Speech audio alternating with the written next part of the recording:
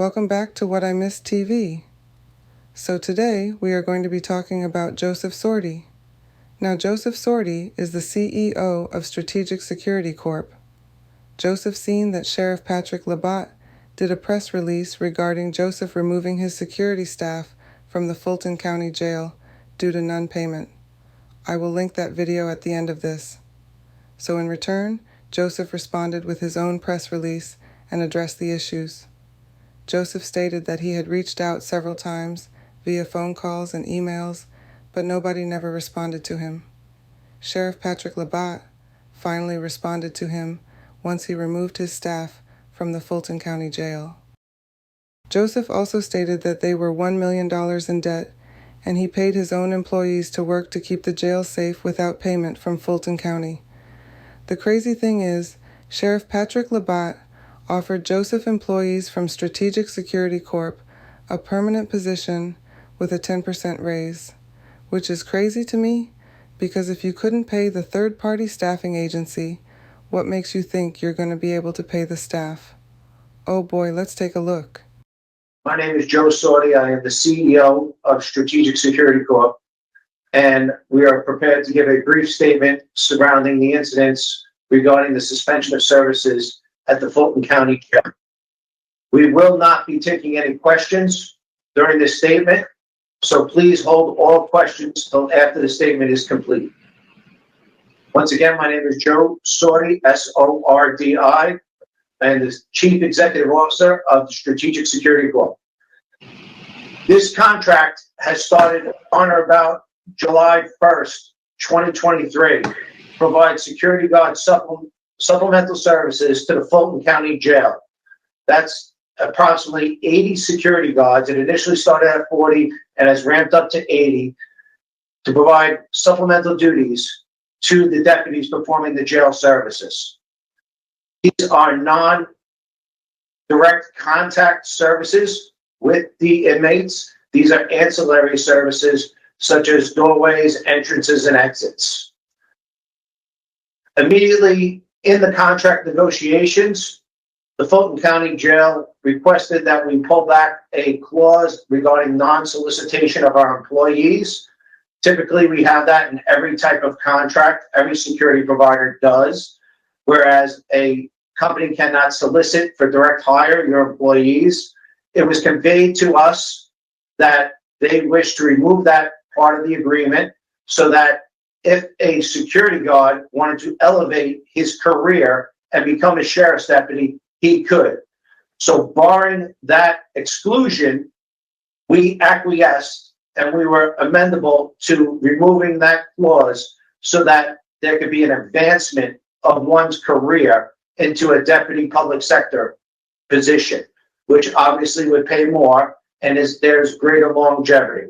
So barring that, there was nothing that we would agree to as far as a solicitation clause. Almost immediately, the Fulton County Sheriff's Office fell behind in payments in excess of 90 days.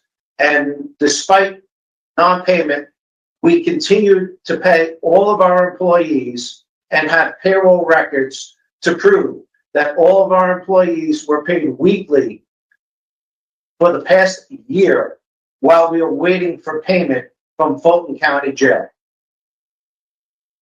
We have in excess of 75 to 100 documented phone calls and emails to representatives of the Fulton County Jail, the mayor's office, the governor's office, the board of commissioners, requesting payment for said services. Negotiations and deadlines for the suspension of services began way back in February of 2024, when it was apparent that the county jail was not able to fulfill its end of the agreement and pay for services. Being a former law enforcement officer and a public servant, it was with a heavy heart that we had to set a deadline for a drop dead date if we were to pull out of this contract. We gave them till March 28th to provide an answer if they're able to come up, I'm sorry, not March 28th, August 28th, to provide an answer if they're able to come up with funding for the project. We had several communications to them throughout the course of the day. The deadlines came and passed. Then on March 28th, as it was looming, the definitive deadline, the drop dead date where we were going to suspend services, we finally got communication back and engaged in communication with the Fulton County Jail. Subsequently, we sent over a revised addendum to an agreement with terms outlining conditions for payment of services and subsequent terms to ensure that all parties are fairly represented. The contract deadline for that came and went, and we placed several more calls to representatives of the jail, including the sheriff. They all fell on deaf ears. We did not get a response. After we did not get a response, we were then forced to notify our staff that we are suspending services effective immediately of the drop dead date that we provided to the county, and we would no longer be providing any subsequent services to the jail. It is with a heavy heart that we do this, because we understand that it puts inmates at risk, it puts sheriff's deputies at risk, it puts a whole host of people at risk, including the local constituents of Fulton County. And it results in jail being shut down, as well as our employees that are reliant upon these jobs to have steady employment. We are actively pursuing all measures to re-engage Fulton County should they decide they want to continue services. We are always open for that. We are also taking all of our employees and looking to move them to other contracts that we have throughout the state.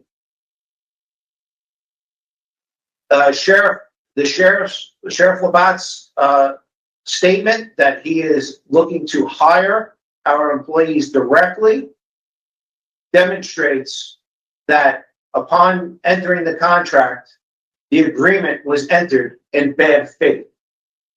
If you're looking to solicit our employees, and if you never had the funds to actually pay for said services being rendered. Back in February or March of last year, we were told that there was a cyber attack, and that was the delay in payment. We were provided with no said proof. Furthermore, it just compounded day after day, week after week. And the only reason why we haven't pulled out until now is because of our moral obligation to the officers and the men and women in blue that we stood side by side with in the jail, and wanted to provide the safest environment for those in our care and custody, and to supplement the deputies as well. But we can no longer continue to support the project and pay our officers. So we are paying our officers through the end date, and we have suspended services until a new agreement could be made. The sheriff's statement that he is looking to hire our employees directly, to our knowledge, that means that they are not being given peace officer status. If they are not given peace officer status, they are then governed to have a security license issued by the Georgia Board of Private Detectives and Agencies. If they're not given peace officer status, they do not fall under the color of law exception, which means if there is some sort of liability or act taken, that they are outside the scope of their employment, as they are not licensed. If their title is basically the same as it was with us, security, then they need to be licensed, and the Fulton County Jail itself needs to be licensed as a security agency or a private detective agency, which it is not. It is licensed as a law enforcement entity. So this raises several questions for us as far as if they're violating OCGA codes and laws. And if they do hire our personnel and they weren't able to pay us or remit payment for invoices and services rendered to the tune of in excess of $1 million, where are they going to come up with paying these employees on a weekly basis? They explained to us that they were taking from various buckets of money to give us small amounts to help us get through the next week or two. However, if those small buckets are depleted, and this is a minimal drop in the bucket, because we offered them that we would stay on past the drop dead date if they were providing approximately about $175,000 of 2-week service and of back money owed, and execute the agreement. If they were not, then we were pulling services. So if they did not even have that small nominal amount, how are they going to pay these officers to work at the jail? So once again, this is not something that we're proud of.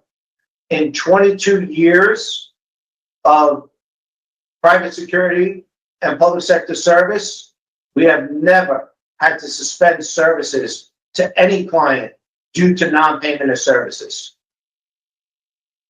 At this time, we'll open it up and take any questions. This is Erica Murphy here with 11 Alive News. You said that this is the first time in 22 years that your company has ever had to deal with something like this.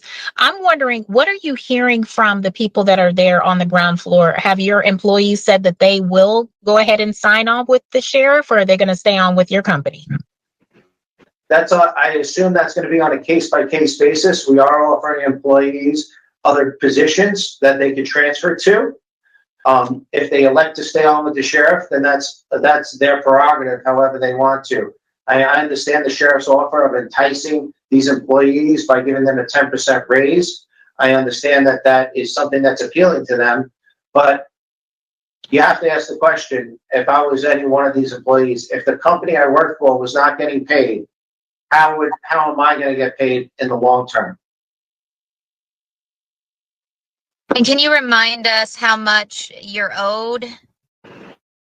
We're owed in excess of $1 million.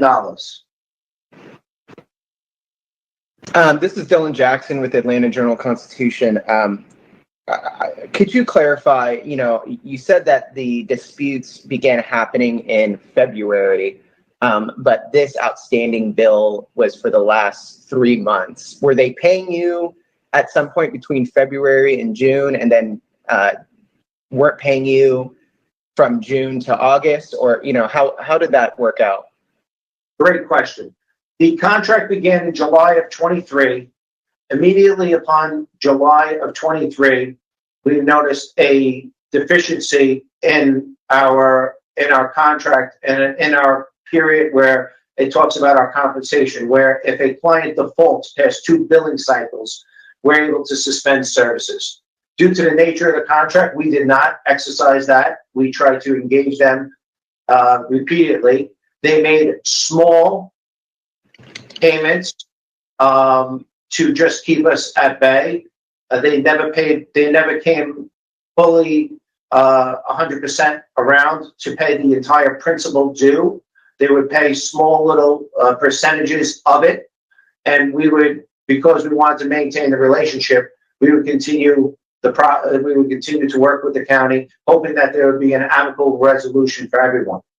But as it turns out, given the sheriff's attempt to hire our folks individually and to not be forthcoming, and to basically be forthcoming in his interview yesterday that they simply did not have the money, that is basically saying that he knowingly and willingly entered into an agreement with no intentions of paying.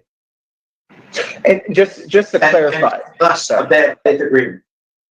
Just to clarify, so it's fair to say that they've never paid since July 2023 when the contract was entered. They've never paid the full amount per billing cycle. They've basically been paying little by little, and then the past 3 months they had not been paying at all. Is that fair to characterize it that way? They've been playing catch up on older invoices due, and never have been able to pay the entire principal due. And for the last several months, since February of 2024, have been severely delinquent. Well, how much have they paid you? That's confidential to this point. They have, as I said, they have paid a small amount of money, but they have not paid the principal that is due, which is over $1 million. From a jail security standpoint, can you elaborate on what positions these security officers? I'll mute mine. I just muted mine. So from a jail security standpoint, can you elaborate on what positions these security officers were filling? And from your perspective, what aspects of the jail may now be vulnerable? Well, I'm not going to go into detail about what aspects of the jail could be vulnerable, because we did work shoulder to shoulder with the sheriff's deputies, and we have developed a relationship with them. So we are not, for any amount of money, going to compromise our ethics or our moral obligation to them and divulge any operational security reasons that would compromise the security of the jail. All I would tell you is that we were manning and doing positions that were non-direct contact positions with the inmates. So those were exterior positions, towers, doorways, entrances, things of that nature. I cannot go into further detail because that would jeopardize the overall operational security of the jail, and I do not want to put the men and women that work there at risk. Could you tell me about next steps here? Oh, I'm sorry, ma'am? Courtney, were you talking? Yeah, I was just going to have him repeat something. So you go ahead. What I was going to ask about is next steps here. So they owe you over $1 million. What steps are you planning to take to get your money, or are you planning to take any steps? Well, at this point, we're hoping to re-engage them, and being that they cannot legally do what they're looking to do in terms of hiring security guards, because they're not giving them peace officer status. So that's something that I'm sure post this conference that the Georgia Board of Investigations will look into, and the private detective agency and security board will look into. We are exploring any method possible at this point to secure payment for services rendered. We did provide a service. It was bona fide. We paid our employees for said service, and we'd like to collect what is owed to the company. It's that simple. It's there's nothing more to it than that. So when you say explore any method possible, does that mean up into and including taking them to court? Unfortunately, we hope it does not come to that, but as we said, we are open to any action at this point that would remedy this situation. Sorry, can you just repeat for us about this, who this affects, and the safety aspect that you were talking about in the beginning? Well, this affects not only the men and women and the deputies that work at the jail, because now they have to work overtime, they have to work longer hours, they get fatigued, they're probably canceling their days off, they have to lock down the jail, which means services and liberties given to those in their care and custody cannot be exercised, and obviously affects the intake of other inmates coming in, or those that have to be in their care and custody, which then will ultimately, as any law enforcement person will know, what happens on the inside of a jail generally spills over onto the outside of a jail, which would be the county streets. Has the sheriff re-engaged with you since he made his comments last night? Are you guys talking again?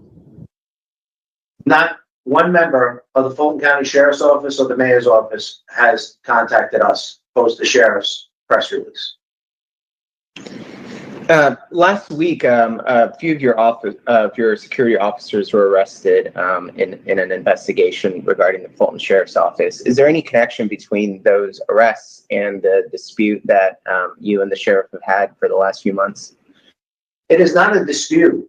The sheriff has praised and given us accolades, and even in his press release last night, said that he wants to get us paid and give us accolades for the job that we have done. As far as your first question regarding any synergy or connection there, no, there has not. Unfortunately, that was bad actors that have went through a thorough background and screening process, which includes a psychological test, a drug analysis test, a criminal history test, a credit test, a reference test, a education and experience check. And these things, unfortunately, are the things that we can measure and check when we're hiring somebody. We cannot measure and check what's in somebody's mindset when they look to do something. And with any bad actors, we fully cooperate with law enforcement so that they can be brought to justice, just as the sheriff does when his deputies, as they were just recently, involved in an altercation at the jail.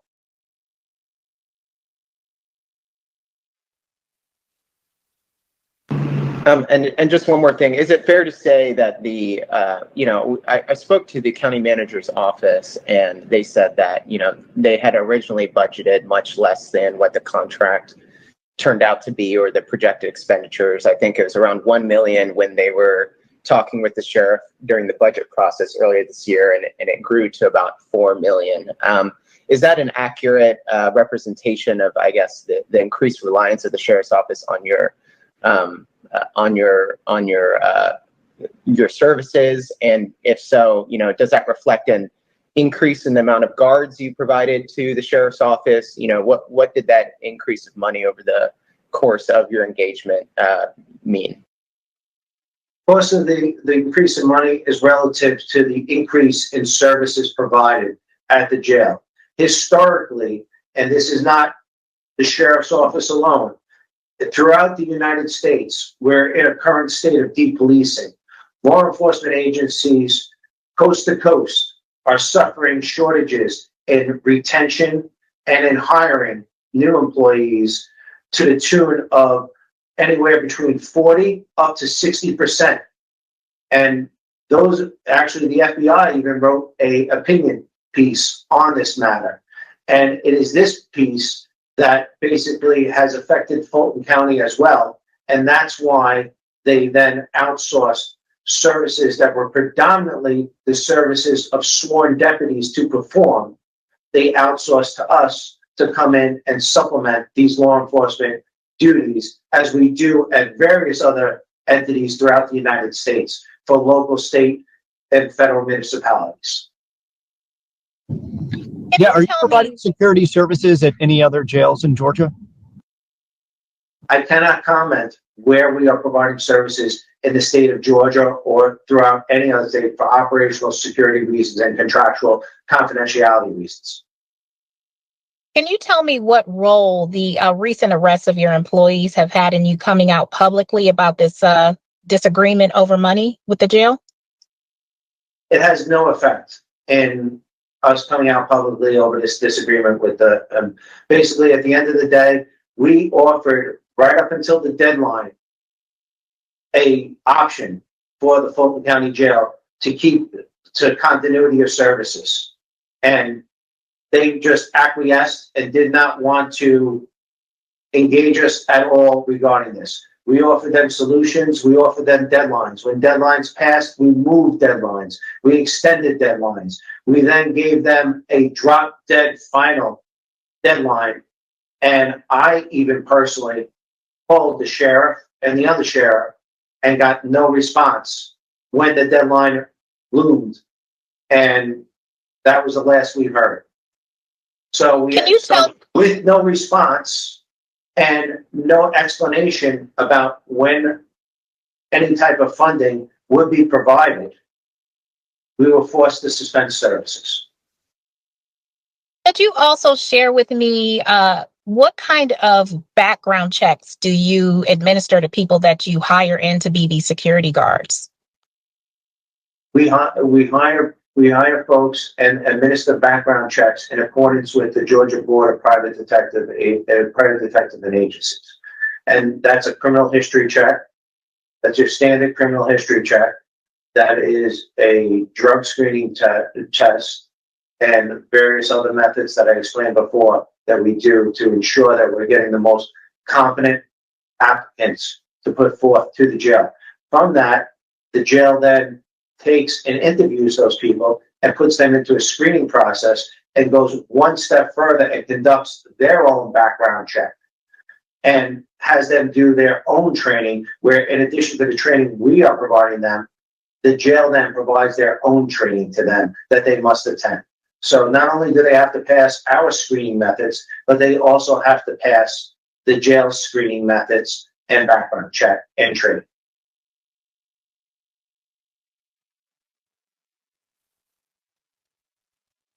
I got time for 2 more questions.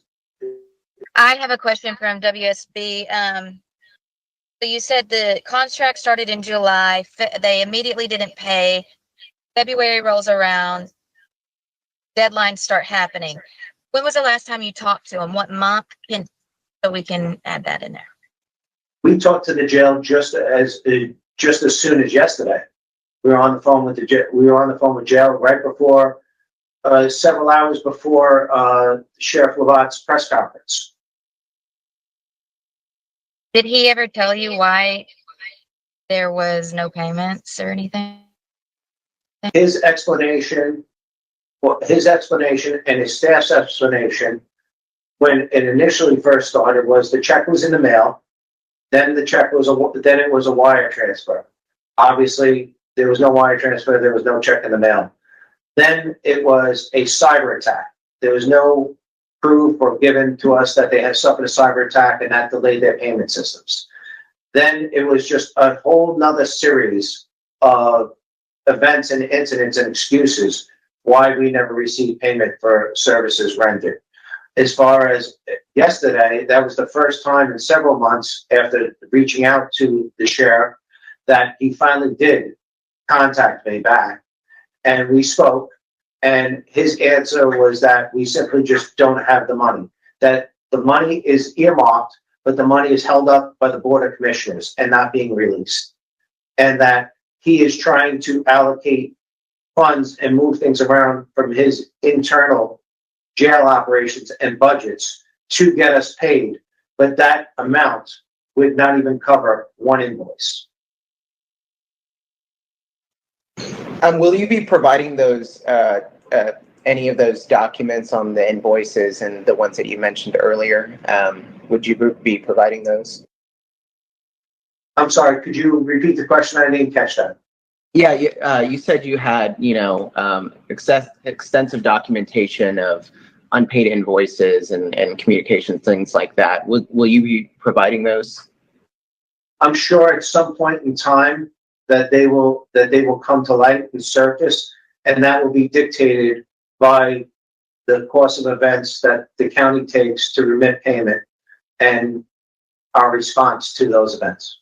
And just to be crystal clear, you entered in the contract in July of last year.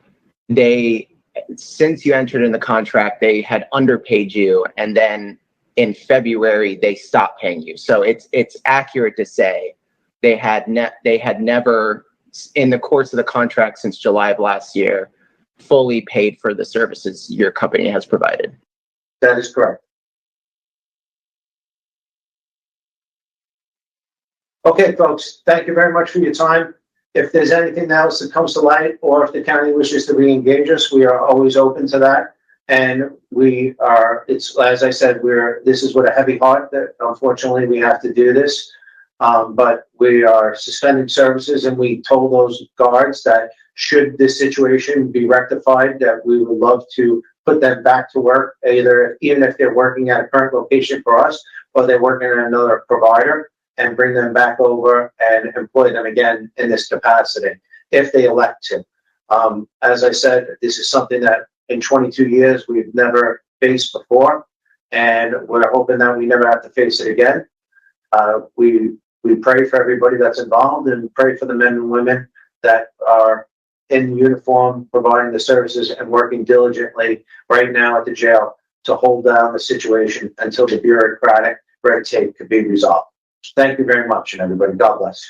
What are your thoughts?